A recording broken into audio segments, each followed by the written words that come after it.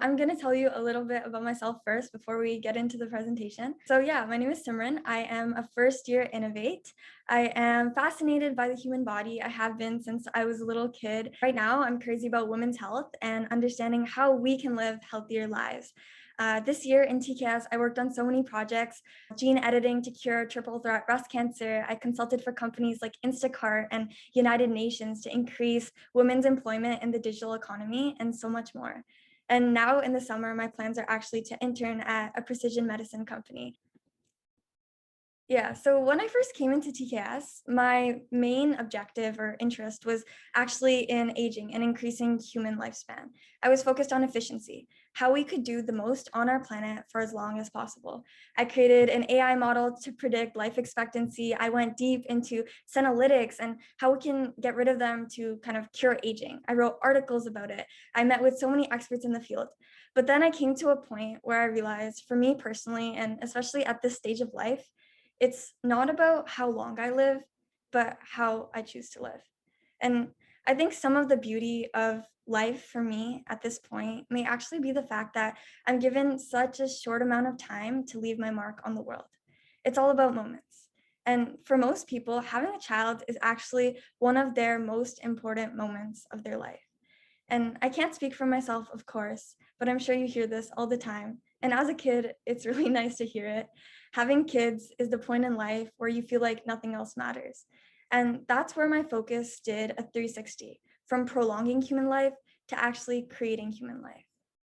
The problem is that 1 in 8 couples worldwide face infertility. And we all know somebody that's going through this. These people are never able to have biological children of their own. And a lot of them actually go through tremendous amounts of burden, from emotions to finance to physical, that comes with those fertility treatments.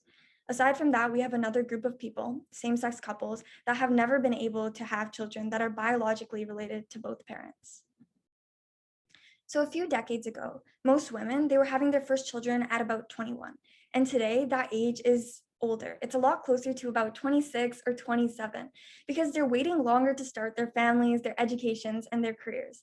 Of course, age does play a big role. So for couples who are under 30 and generally healthy, 20 to 37% of them actually conceive in the first 3 months of trying. But then after the age of 30, unfortunately, a woman's chances of getting pregnant actually start dropping quickly with each year. And then aside from that, you have other problems that have always been here, problems in the menstrual cycle, ovarian or gynecological conditions, things like uterine fibroids and endometriosis, the failure to release eggs and ovulate, the failure for an egg to mature, and then also structural problems that may be in the reproductive system.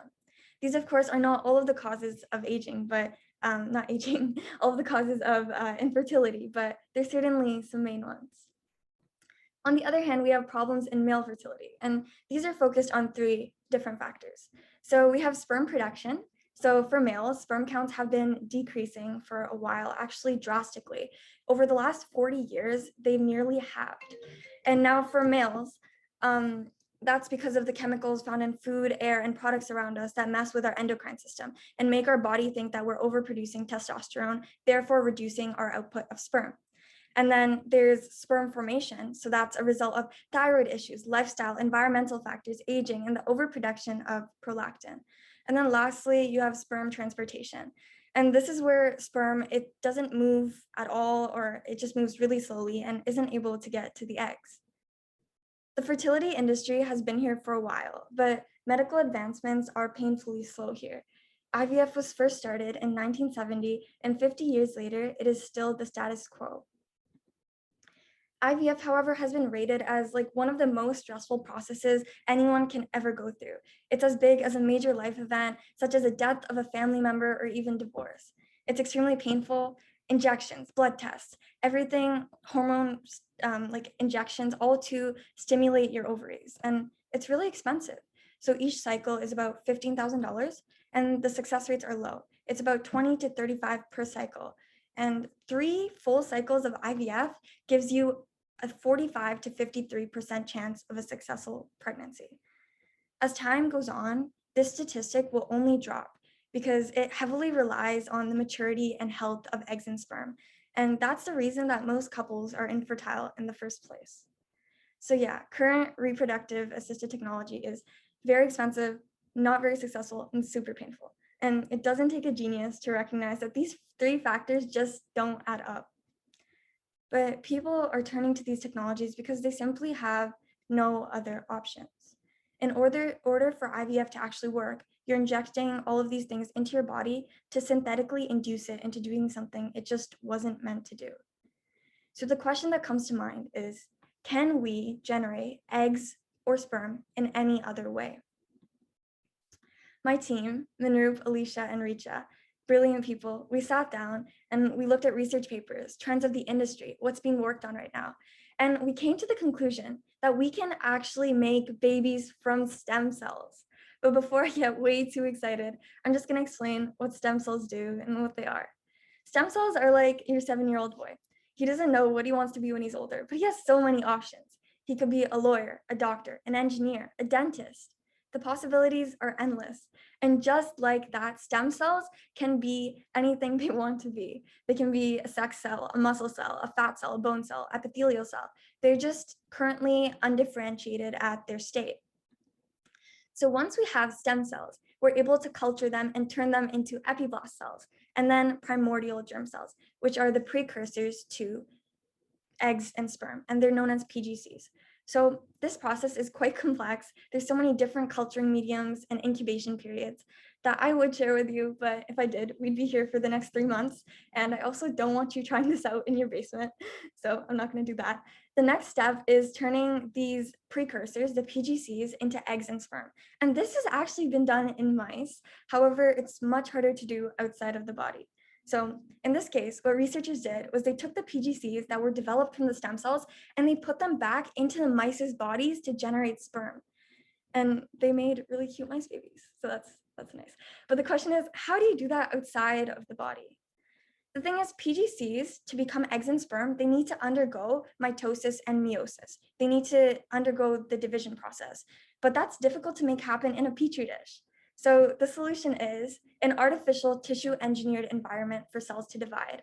And in this case, we would have the PGCs, and they would be able to turn into immature eggs and sperm in their respective tissue engineered environments. And this way, same-sex couples can actually have biological children of their own. You can take a male somatic cell and turn it into an egg. You can take a female somatic cell and turn it into a sperm. The possibilities are endless, and it opens a lot of doors for people who have never been able to have kids. And then after you have your immature egg, you need to mature it using IVM. At this point, you have all of your ingredients ready, but now you just gotta mix it up and put it in the oven to bake, for the lack of a better analogy. So you have 2 ways to kind of fertilize the eggs. There's ICSI, where you inject a single sperm into an egg, and there's the typical IVF fashion. So this is in a petri dish, you take eggs and sperm and you can mix them together to create an embryo. And the embryo is then able to be implanted in the uterus. But for gay male couples, they can either get a surrogate or they can actually put the embryo in an artificial womb, which is yet to be commercialized in the future. But I know this sounds like it's out of a science fiction movie. It's just not as far away as you think, though. So where are we at right now? Based on estimates and speaking with people and just doing a lot of research, this pipeline can be commercially viable within 10 to 15 years. However, we need to consider, obviously, the ethical issues and how we can overcome them. There are bound to be these, so there are long-term effects that you need to look into in terms of making sure that the embryo that we actually, like the baby that is born from this method, doesn't have any potential health concerns in the future. We need to make sure there's equity and accessibility, because current assisted reproductive technology today is super expensive. And when this technology becomes commercially viable, it will also be generally really expensive. But thankfully, there are a lot of people innovating in the IVF space, and our hope is that we can combine all of these processes and someday massively cut costs and democratize reproductive technology. There's also laws with the use of stem cells in reproductive tech. It isn't allowed in some states because there are only 2 ways that you can actually retrieve these stem cells. One way is through embryos, which is illegal, and the other way is through bone marrow. But there is a loophole. So you can actually generate stem cells from other somatic cells. you can, instead of retrieving these stem cells, what you can do is you can just get a skin biopsy and turn those skin cells into stem cells. It's just an extra step. And it kind of finds a loophole in the laws. We have a long way to go, and we've only just begun. So there's bound to be uncertainty. But what isn't uncertain is that we do know there are 186 million people worldwide that are infertile and unable to have a biological child of their own. These people, they spend their whole entire lives yearning for children and the unmatched joy that comes with actually bringing somebody else into the world. And with this technology, one day, everyone would be able to start a family of their own. There's no hormone injection or ovarian stimulation. All we need is stem cells. I really do believe in the ideas lie the future of assisted reproductive technology. And I really can't wait to see the day that this moonshot becomes reality. Thank you. Oh, I'm reading the comments. These are really great. Okay. Hi. Thank you. Actually, I'm just wondering. So, when this becomes commercially viable in 10 to 15 years, like how much would that cost if you wanted to be like an early adopter? Yeah. If this becomes commercially viable in the future, like the starting cost is like from 35K to 40. It kind of depends on, like, the current IVF process is 15, right? But it will reduce for sure. It just, like, the start is hard. It also depends on whether you're generating eggs or you're generating sperm or you're generating both. So if you're just generating eggs, it would be less. And if you're generating both, then it would be more.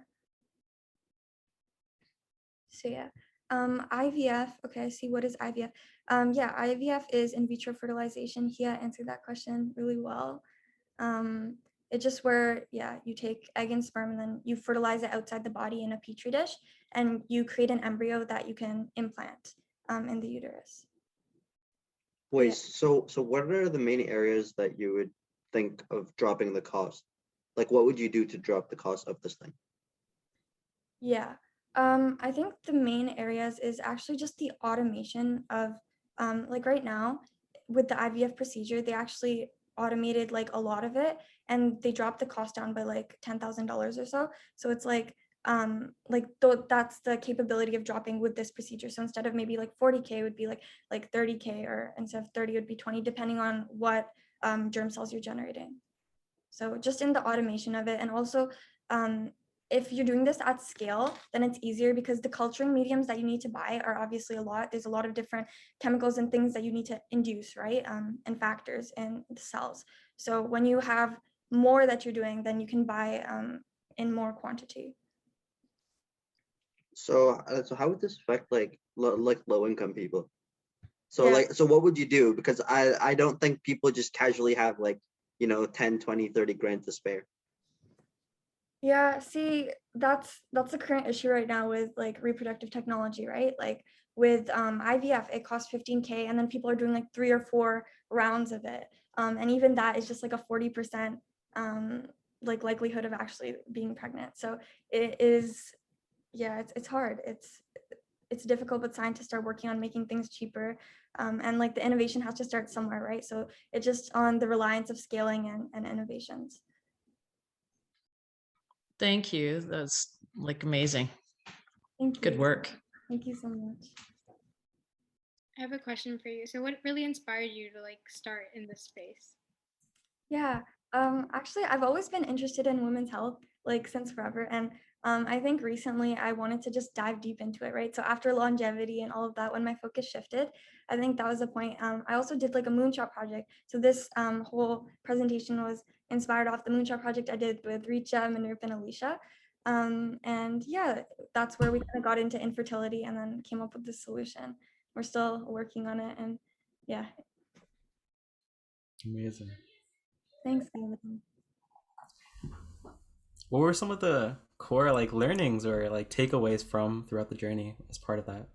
Yeah, I think one main thing is, I don't know, I didn't know that the process was so painful. Like just the current assisted reproductive tech that we have right now, I didn't know it was so terrible. And I guess like, yeah, there's so many problems in the world, and we just gotta get to solving them. So I think that was like one big thing. Also, I was just realizing how like not strong that's not a good word, but women's healthcare systems just are. Like they're designed for men, really. So it kind of sucks. And that's something that I really want to work on in the future. So yeah. Love that. Cool. I have another question. Going through like doing this like moonshot project, what do you think are like the biggest challenges to actually make this reality? That's the first question. And the second one, what were like your biggest challenges in the moonshot itself? Like actually like learning about this, understanding it and everything. Yeah. Okay. My biggest challenges, I think, were just like the research was PhD level, right? So it was really hard. Like, especially all of my teammates, you guys were more technical, and I was more science background, right? So I went through so many research papers, maybe like 30, 40, me and Richa too, like all of us, right? I think that was a struggle, just understanding them and like learning all of that in like 5 weeks was just a crazy experience, I would say. And then to make this actually happen one day, I think the challenges mainly are there's a societal problem, I think, for sure. I don't know how people would react. I mean, it's currently being worked on, right? But when it does come, it's just how do people react to making babies out of stem cells? It's hard. There's always pushback. That's why fertility industry development has been so slow. And also just getting things right. Like these things are so hard to do outside of the body, and we just have to simulate the whole experience of like actually like the body, right? The body's experience of pregnancy and having a child and all of that. It's hard to simulate, but it's doable. So yeah. Is there anyone working on this? Like, Yeah. There actually are a few people. It's not like I think there's one main company working on it. It's called Ovid Research. I've actually like talked to people that work there, so that's like really cool. But otherwise, there's not many companies, just because it's such a new thing, and it is so hard to do. So it's also like a very long-term project, right? So not many companies are like generally into that. It will be like a thing, I think, in like 12 to 15, 10 years, right? So yeah. Do you have anybody who's putting up any venture capital for you right now for just to put in that time for research? Yeah. I mean, actually, my team, we did like after we finished the project, right? We were super like psyched to push it forward. And we were going to talk to VCs and all of that. The thing is, the ethics standpoint is just in Canada, they don't allow stem cell usage for reproduction. So that's why I'm trying to work my way into companies that are working on it right now, because they have like one of those companies has millions of dollars in funding. So I'm just trying to wiggle my way in and like work with them, because we don't have lab space. Our knowledge, like it's hard, right? Being a kid and like loving all this stuff when people are older and like they're doing PhDs and they want you to have the same level of knowledge. So just, yeah, working towards those barriers and all of that. Where are those companies that you want to work with? Yeah, those companies are actually, so New York and California, New Jersey actually, are like the main states where reproductive usage of stem cells is allowed. So those companies are located there. Like there's some in Berkeley and stuff like that. But yeah, I think in the coming years, things will get better. And especially if you use skin cells, right? I think you can kind of get around that barrier. You use skin cells, you induce them into stem cells, and then you continue the process. So you're not really using stem cells, right? You're using skin cells. So yeah. Oh, you're on mute. Is it something that politically we need to move, like so that in Canada, so that you could do that work here? Yeah, I think so. It's just like even so my team, we were talking to a doctor and a fertility doctor, and he was actually he referred us to somebody else to kind of help us and talk through, and he was like super against it, like, oh, this is crazy, like it's gonna be I don't know if Richa Minerva, you remember what he actually said, but he said this space is you can unmute Minerva if you want.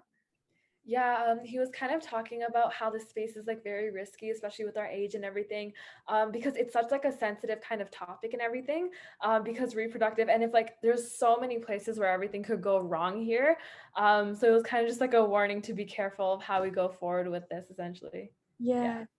But is it just because they don't want you to come up with new technology and not them? Like, Sorry, Yeah. I'm not bitter or anything.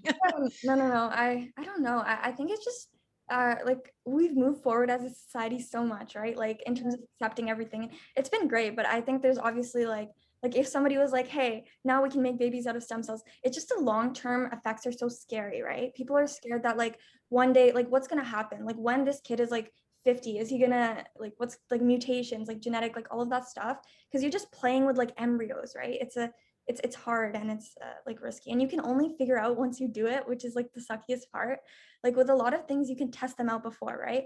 But with babies you just have to create the baby. So yeah, it's risky and it's hard, but research will take us there.